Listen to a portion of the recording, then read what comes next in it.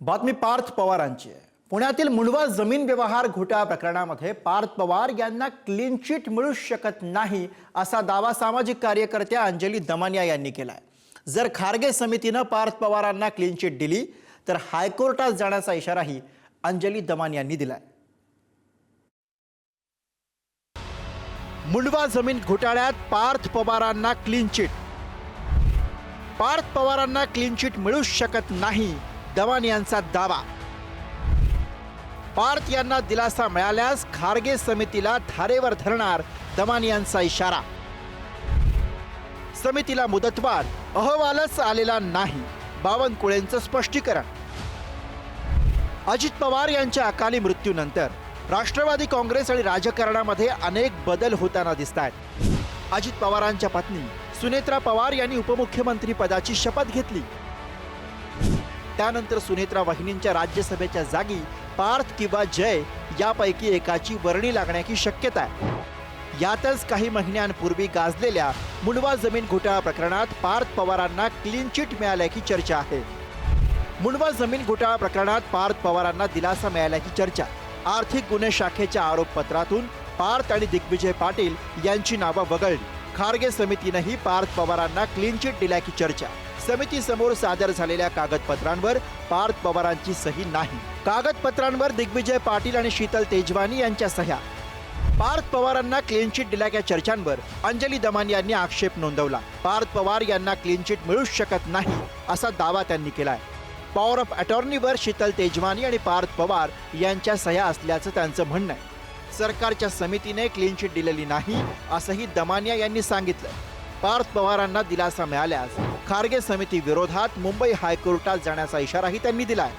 Parth पवारला clean chit, Parth पवारचं नाव chargesheet मध्ये नाही असं होऊच शकत नाही। शीतल तेजवानी आणि पार्थ पवार यांच्यामध्ये झालेलं पॉवर ऑफ अटॉर्नी आहे। पार्थ पवारचा फोटो, त्याच्यावर शिक्का, त्याच्यावर त्याची सही, हे बघा, सगळ्यांनी झूम इन करून दाखवा। मुंडवा घोटाळा प्रकरणात पार्थ पवारला बाहेर येऊ शकणार नाही आणि जरी त्या समितीने अहवाल मॅनिप्युलेट केला तरी हायकोर्टात जाऊन मी लढून ते खरंच खरं जे आहे ते हायकोर्टापुढे मांडणार आहे। रिचार्जवर चालणाऱ्या ताई परत एकदा जाणीवपूर्वक राष्ट्रवादी काँग्रेस पक्षाला बदनाम करण्यासाठी एक सनसनाटीचा आरोप करून प्रसिद्धी मिळवण्याचा प्रयत्न त्या करत आहेत। खरं तर त्यांनी आज जी पारदाता प्रकरणावरती भाष्य केलेलं आहे, ह्याच्या आधीही 2 वेळा चुकीची माहिती ही महाराष्ट्राच्या जनतेला हे त्यांनी देण्याचं काम त्या ठिकाणी केलेलं आहे। तर पार्थ पवारांनी या प्रकरणी चौकशीला सामोरं जाऊन स्वच्छ प्रतिमेने बाहेर पडण्याची गरज आहे असं संजय राऊतांनी म्हटलंय।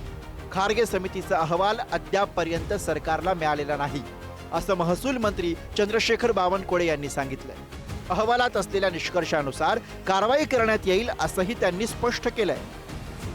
पार्थ पवार यांनी चौकशीला सामोरं जाऊन क्लीन होऊन बाहेर पडायला पाहिजे, कारण ते आता राजकीय प्रक्रियेमध्ये आलेले आहेत, लक्षात घ्या।